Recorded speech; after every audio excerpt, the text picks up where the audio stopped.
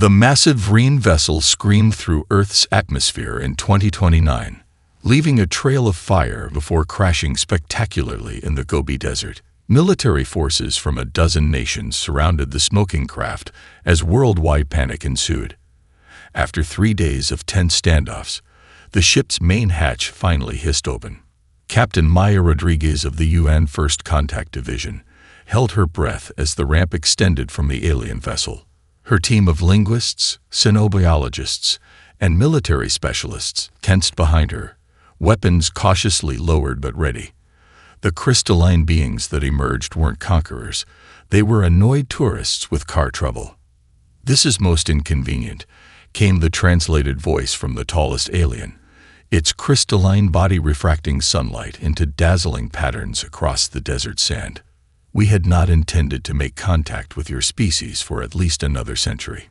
The alien delegation, 7 beings composed of semi-transparent crystal structures with pulsing blue energy at their cores, approached with what Maya could only interpret as reluctance.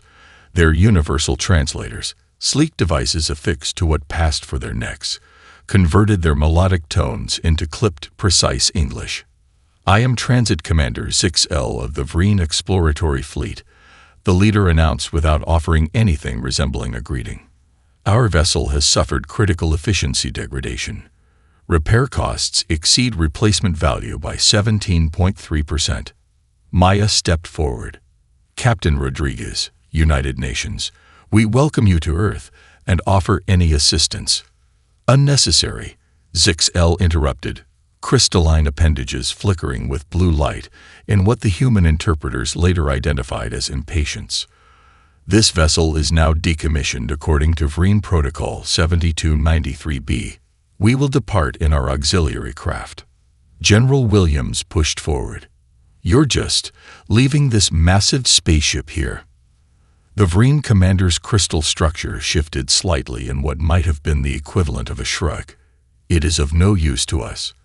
The propulsion system requires recalibration to Vreen specifications, and the power core operates at merely 82.7% efficiency." "Unacceptable." Dr. Chen, the team's xenotechnologist, couldn't contain herself. "But the technological advancements. This vessel must be centuries beyond our capabilities." The Vreen delegation emitted a harmonic sequence that the translators struggled with before rendering as something approximating laughter. "Indeed, perhaps a millennium beyond your current primitive state," 6L responded. "Consider it a charitable donation, something for your species to study. Though I doubt you'll make much progress." Within hours, a sleek shuttle separated from the main vessel. Before departing, 6L transmitted what they described as basic operational manuals to Earth's digital networks, a gesture they clearly considered magnanimous despite the patronizing tone of their final message. "Do try not to destroy yourselves with it," the commander advised. "The power core alone could devastate half your continent if mishandled. But that would require you to activate it first, which is, of course, beyond your capabilities." As the shuttle vanished into the stars with a flash of blue light, humanity was left with an impossible puzzle, a damaged interstellar craft built with technology centuries beyond our understanding, abandoned because its owners couldn't be bothered with a tune-up. 2 weeks later, in a hastily assembled UN security bunker beneath New York, world leaders gathered to determine the fate of humanity's first alien artifact. "They think we're primitives," President Adeyemi said, studying the holographic projection of the vessel. "That will spend generations just trying to understand their gift without ever making it operational." "And what if they're right?" Chancellor Schmidt countered. "What if we can't?" Dr. Elena Reyes, a materials scientist with 3 Nobel nominations and a reputation for unconventional approaches, stepped forward with a half smile. "With all due respect, Chancellor, when has being told something is impossible ever stopped humanity from trying anyway?" Dr. Elena Reyes stared at the towering alien engine room, its crystalline components pulsing with faint blue light. 6 months after the Vreen's departure, the hastily assembled International Starship Initiative had transformed the Gobi crash site into a bustling research compound. 3 concentric security perimeters surrounded the vessel, now codenamed Phoenix, though Elena suspected the name tempted fate.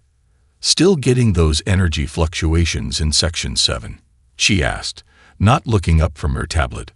Dr. Quaim Osity, quantum physicist with a reputation for theoretical breakthroughs that defied conventional wisdom, knelt beside a crystalline formation that resembled a frozen waterfall. "The fluctuations follow a pattern, not random at all." His fingers hovered over the pulsing light. "These decorative elements aren't just aesthetic. They're responding to the power signatures." Elena frowned. "The Vreen manual doesn't mention any function for these structures." "Maybe they didn't know," came a voice from the doorway. Dr. Sarah Chen, xenobiologist specialized in theoretical alien physiologies, entered with her own tablet displaying complex neural mappings. "Look at this. I've been studying the Vreen biological data they left us. Their crystalline bodies have similar patterns to these structures. What if these aren't decorations but extensions of their own biology?" While conventional teams might have dismissed such cross-disciplinary observations, this was precisely why the ISI recruited from such diverse fields, where the Vreen built specialized systems with singular purposes. Elena's team brought something the aliens never considered valuable: the human capacity to connect seemingly unrelated ideas. "You think there's some kind of neural network?" Elena asked, already recalibrating her approach. Sarah nodded, or at least something similar. "The Vreen probably don't even think about it consciously, just like we don't think about how our fingers respond to temperature." The ship's translated manual described components as irreparable and systems as fatally compromised. But these humans saw potential where the Vreen saw only failure. Where alien specialists saw discrete problems requiring specific solutions, humans saw interconnected systems offering multiple paths forward. Engineer Takashi Yamamoto burst into the room, his normally composed demeanor replaced with excited animation. "The propulsion diagnostic finished. It's not mechanical failure, it's efficiency safeguards." "In English, Takashi," Elena said, though she was already guessing his meaning. "The engine didn't fail. It shut itself down because it wasn't performing at peak efficiency." He waved a translated page from the manual. "The Vreen abandon any system that drops below 95% optimal performance. For them, this ship is like throwing away a perfectly good car because the gas mileage dropped 5%. Elena's team gathered around the central console room that evening, the soft blue glow of the ship's dormant systems illuminating their determined faces. Specialists from 16 countries shared findings across traditional boundaries of academic discipline. Linguists helping engineers interpret alien concepts, material scientists collaborating with meteorologists on atmospheric containment theories. During a late-night brainstorming session fueled by too much coffee, Takashi laughed as he held up the pretentious alien manual. "Their problem," he said, tossing it aside, "is they never learned how to improvise."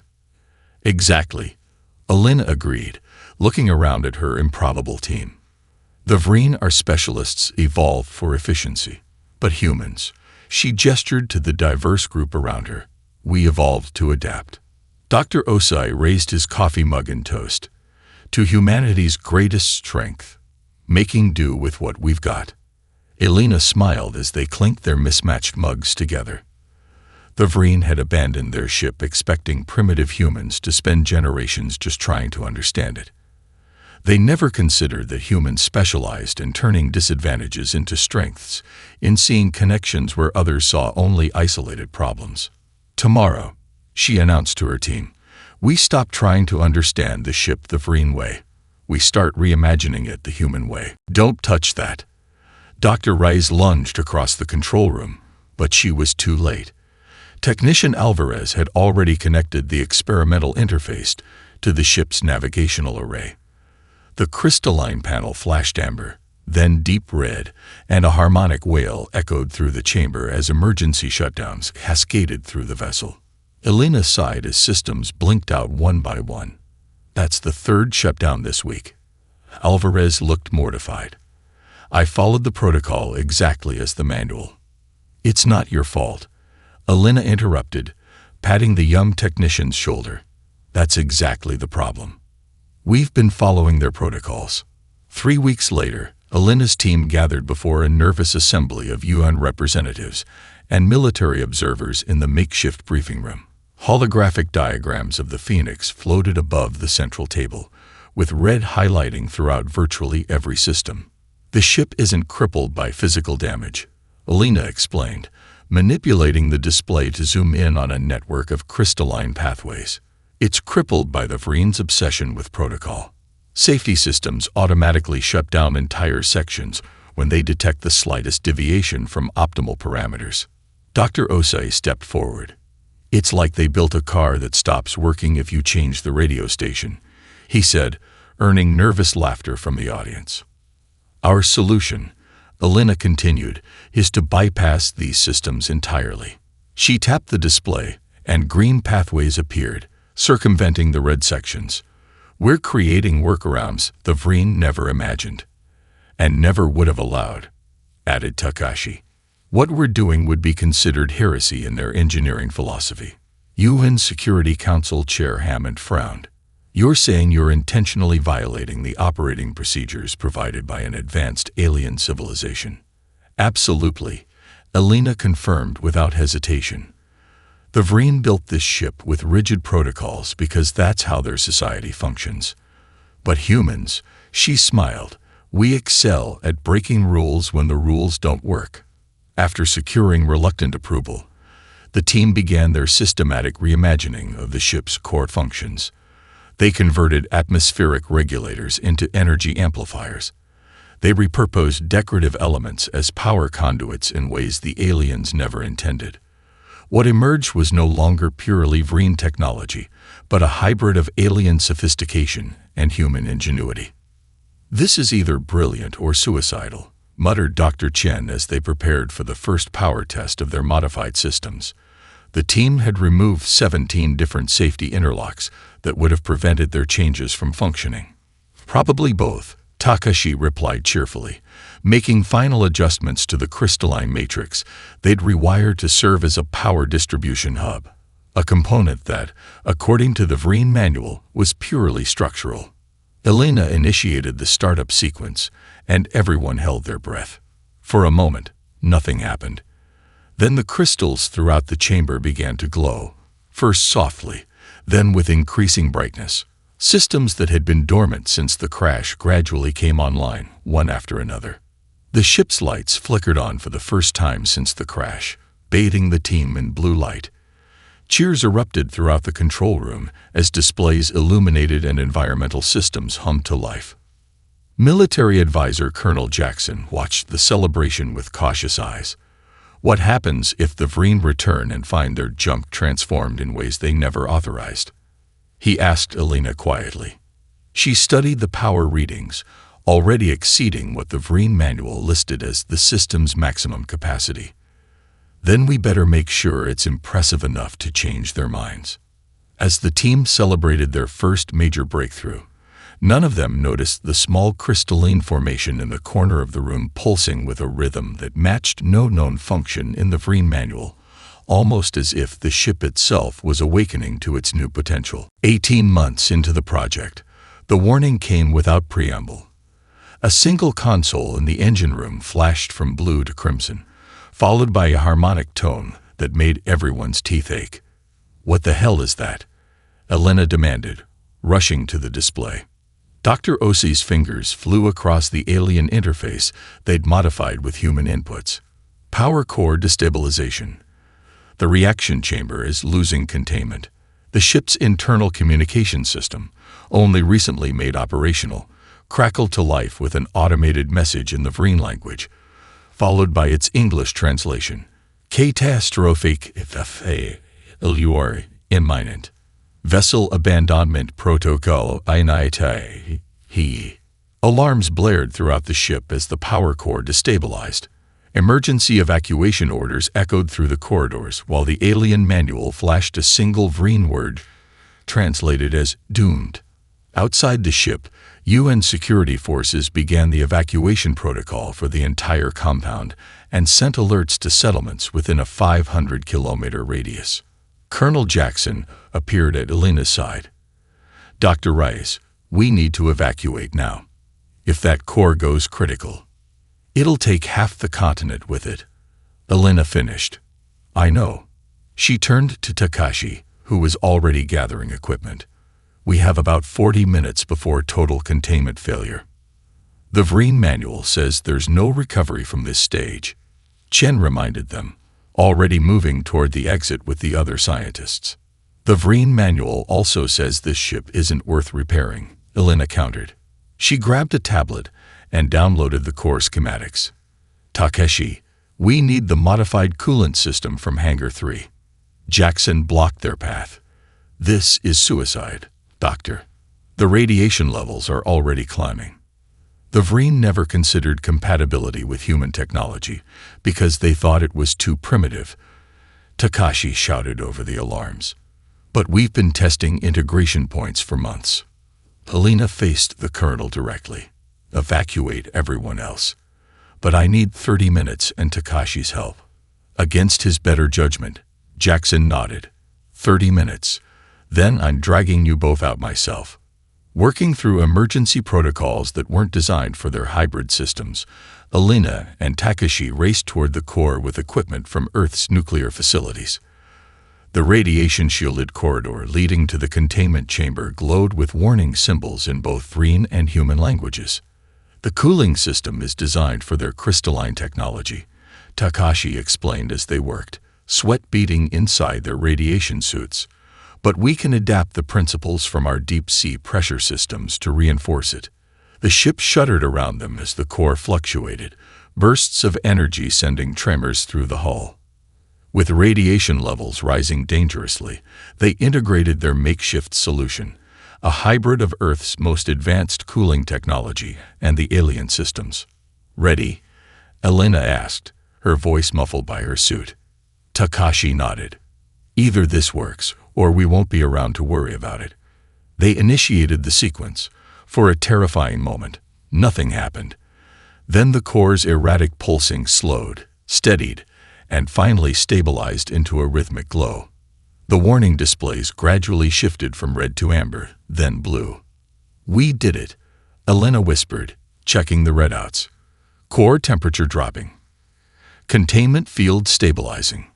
The core stabilized just as their suits began to fail, leaving them laughing with exhaustion and triumph on the floor of the engine room. When the sensors registered the new power output, 40% beyond what the Vreen calculated as theoretically possible, Elena took a picture of the readout with her tablet. "What's that for?" Takashi asked, his voice raspy from exertion.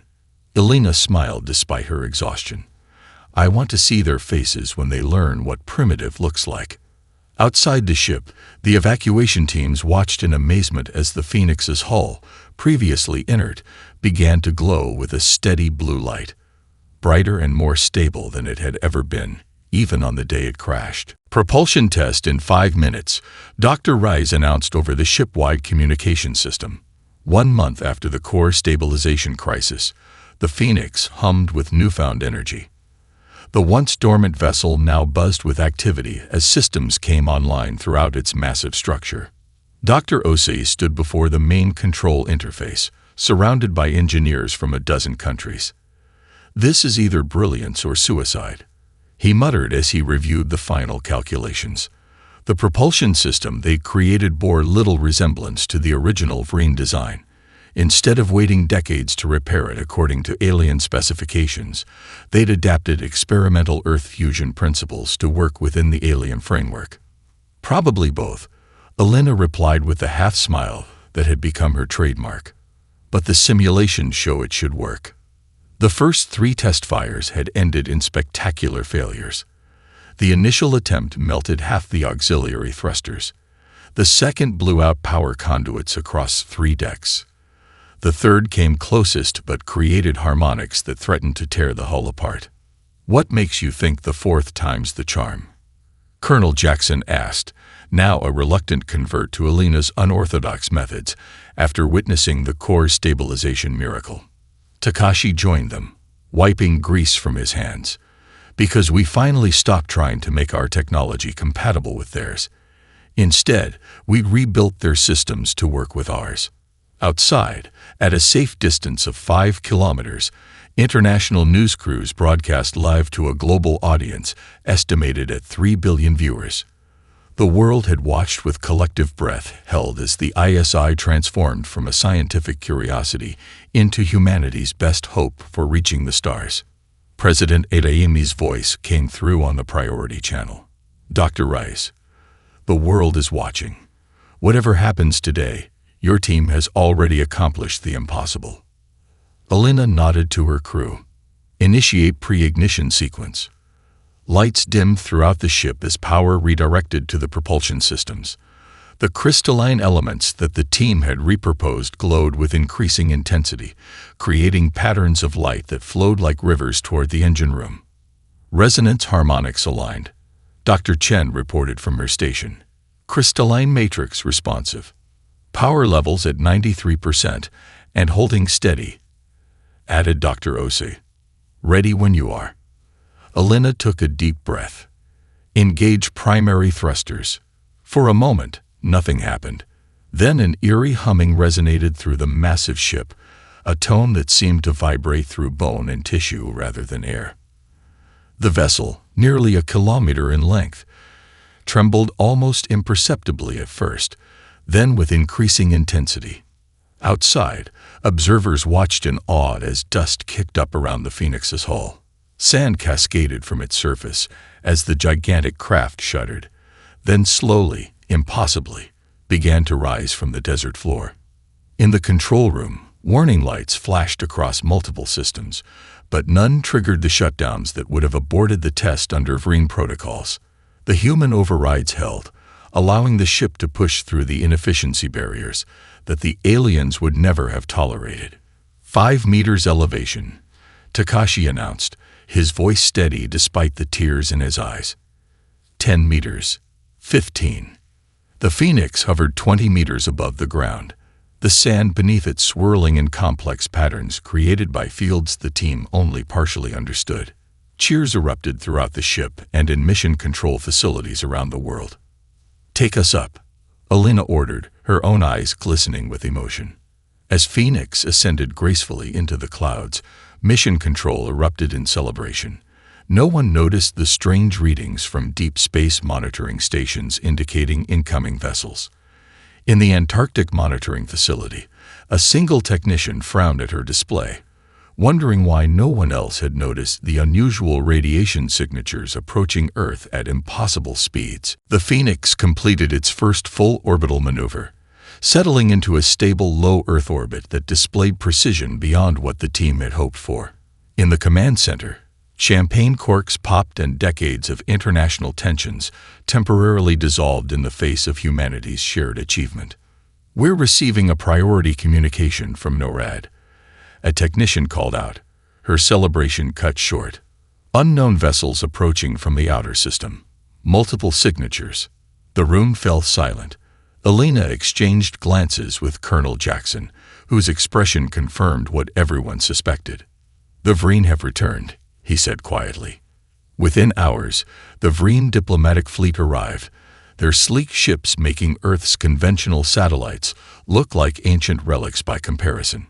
7 vessels arranged themselves in perfect geometric formation around the planet, each gleaming with crystalline perfection that made the Phoenix look like a crude imitation despite all the team's work.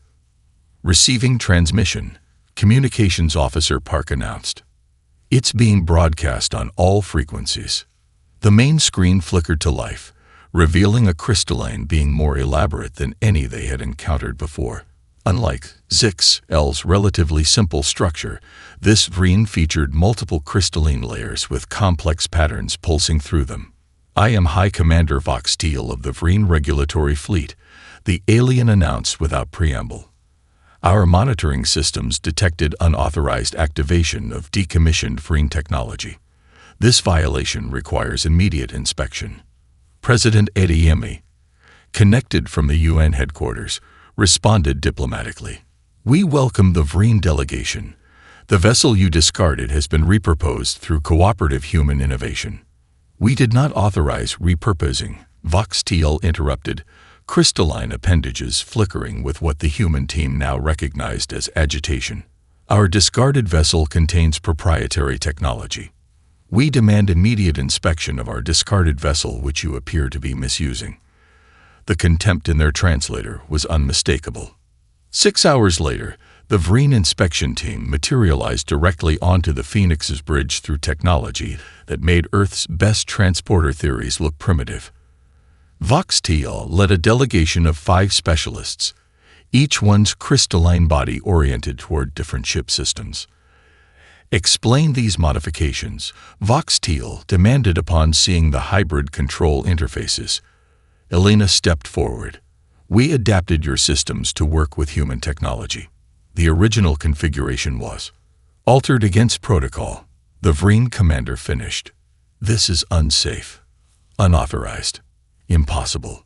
Elena guided the increasingly agitated aliens through the ship. As they boarded Phoenix, their crystalline features displayed what humans now recognized as shock. The Vreen specialists communicated among themselves in rapid tones their translators didn't bother converting, clearly disturbed by what they were seeing. These power conduits should not function, one specialist insisted, examining the repurposed decorative elements. Crystalline resonance patterns cannot sustain these energy levels. And yet they do, Elena pointed out, displaying the current readings. The inspection reached the engine room, where Takashi proudly displayed their hybrid propulsion system. You've created abominations of engineering, Vox-TL admitted, running a sensing appendage over the modifications. But they function beyond our calculations.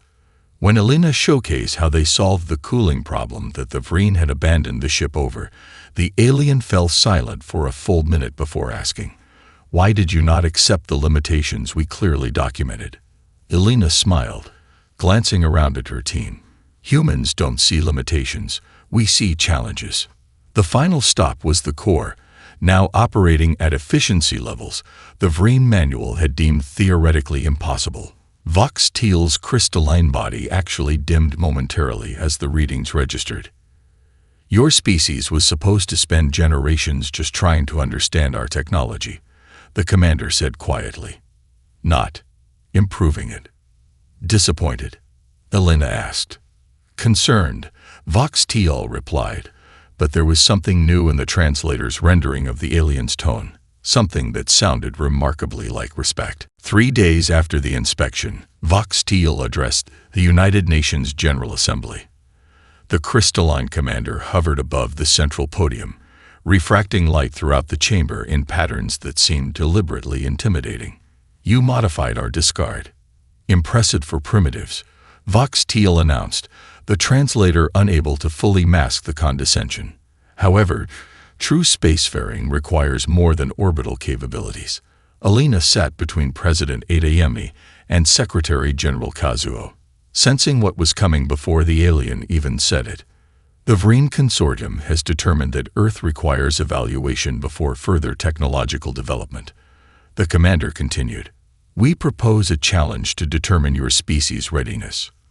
Murmurs rippled through the assembly as Vox-TL projected a stellar map above the chamber, a pathway illuminated between Earth and a nearby star system.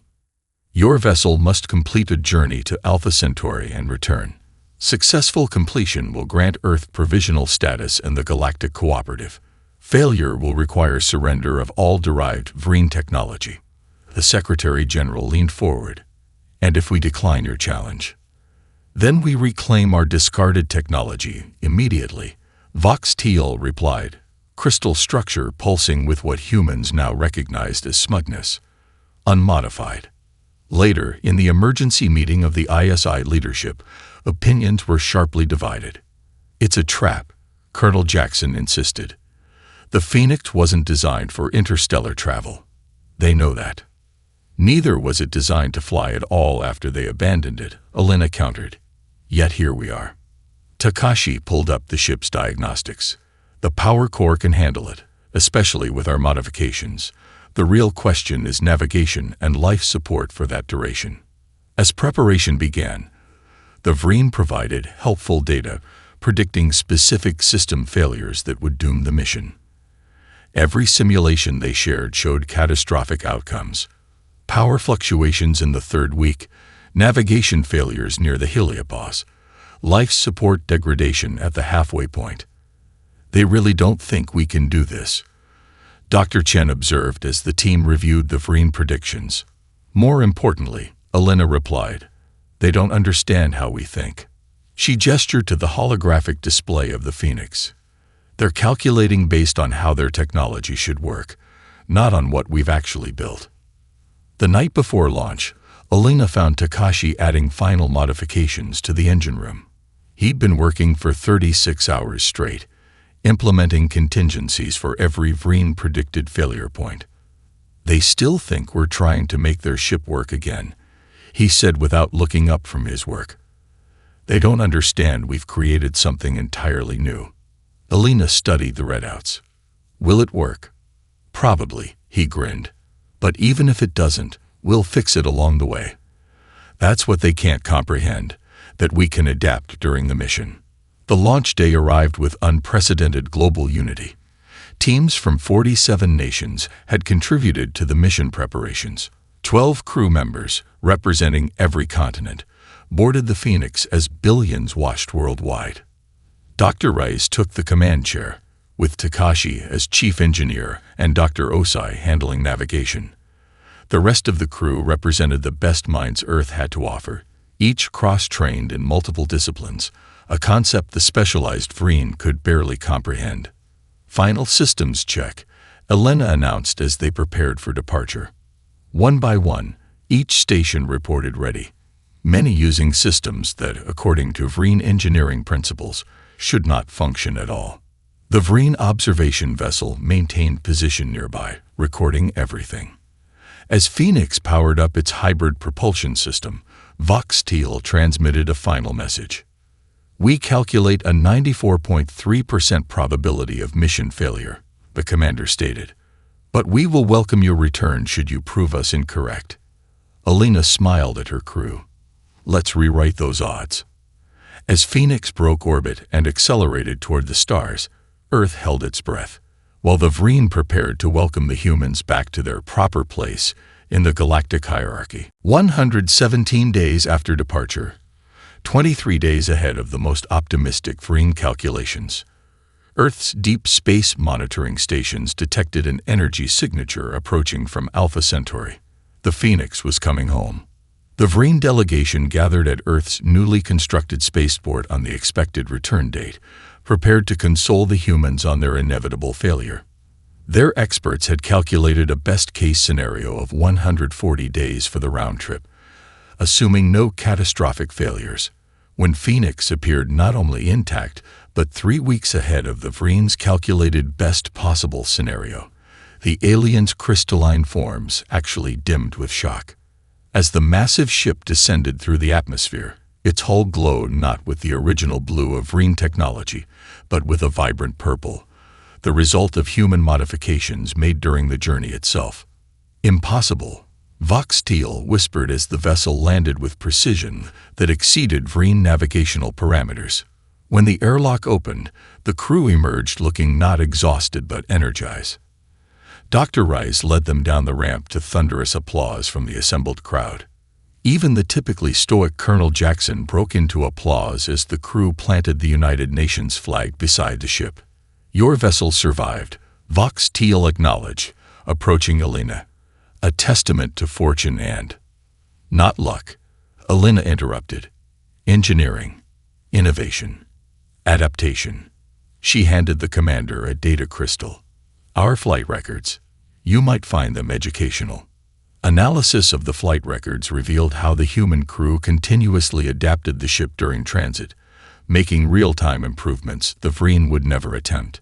Where Vreen protocols demanded stability and consistency, humans embraced controlled chaos and constant refinement. "You modified a working system while it was operating?" Vox Teal asked in horror and fascination, reviewing records of Takashi's mid-flight propulsion adjustments, with no safety redundancies. "We had redundancies," Elena explained.